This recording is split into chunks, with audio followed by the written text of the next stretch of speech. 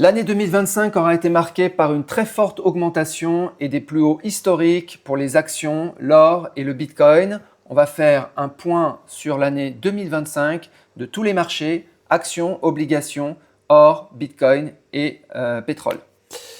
Alors c'est parti, on commence par les marchés actions. Marché à deux vitesses. On a clairement d'un côté les États-Unis, de l'autre côté le reste du monde. D'un côté l'intelligence artificielle et les techs qui ont explosé et qui sont principalement présentes aux États-Unis, et d'autres secteurs qui sont à la traîne comme le luxe et l'automobile. Donc on observe sur 2025 plus 18% pour le S&P 500. Vous voyez ici, on a atteint les niveaux les plus hauts jamais atteints.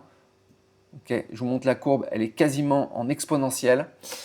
Voilà, par contre, par exemple, le CAC 40 reste stable justement à cause des secteurs tech et IA qui ne sont pas représentés dans ces indices. Voilà. On a eu tout de même, notons qu'on a eu un choc en avril à cause des tarifs douaniers US qui, donc ça a plombé l'Europe. C'était ici en avril. Voilà, on a eu une baisse, un petit crack, mais on peut voir comme les derniers cracks, en fait, on ne le voit même pas sur la courbe. En fait, c'est comme s'il n'y en avait pas eu. Obligations, les investisseurs ont fui la dette d'État à cause des déficits liés aux guerres commerciales, hausse des rendements. Le taux à 10 ans, par exemple, aux États-Unis est actuellement à 4,1%. New Zealand, on est à 4,40, Royaume-Uni 4,5, Australie 4,7. Ça, c'est les taux à 10 ans. Si on va sur des taux sur des maturités plus longues, à 30 ans, on est au-delà de 5%. Donc, hausse des rendements, ce qui a fait mécaniquement baisser les prix des obligations.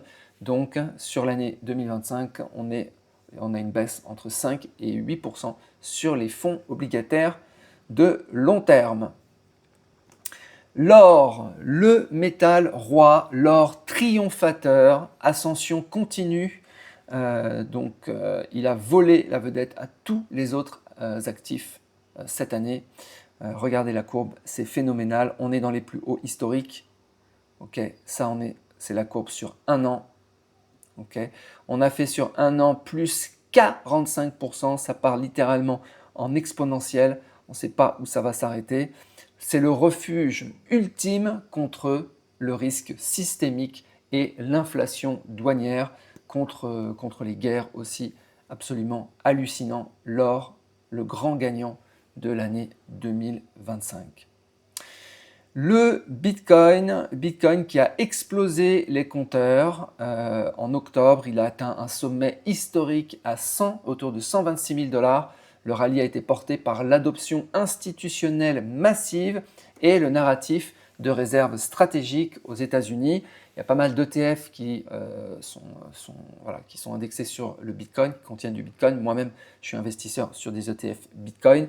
Donc, ça explique en fait l'envolée, l'explosion du Bitcoin. Mais attention, après ce pic, le marché a subi un flush, un nettoyage massif des leviers accentués par un shutdown gouvernemental partiel aux États-Unis et les menaces de tarifs douaniers, ramenant le prix vers 87 000 $ en décembre. Voilà.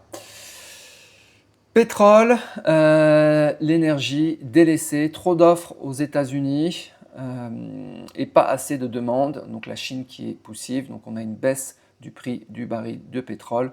On fait moins 18% sur l'année 2025. Voilà, donc bilan global, 2025 restera l'année où le Bitcoin a prouvé qu'il pouvait monter au ciel 126 000 $, mais aussi qu'il reste un actif de risque capable de perdre 30% en quelques semaines quand la liquidité se tarit en fin d'année. L'or, lui, n'a jamais regardé en arrière. Et cette année aura vu aussi l'explosion des intelligences artificielles, explosion phénoménale, progression phénoménale. Y a-t-il une bulle de l'IA? J'avais traité ça dans une autre vidéo. Si vous avez des remarques, des commentaires, et si vous avez continué à faire de la DCA comme je le fais, vous avez dû voir votre portefeuille exploser. Allez-vous continuer à faire de la DCA en 2026? Moi oui, vous vous mettez en commentaire. Je vous souhaite une très bonne journée, je vous dis à bientôt.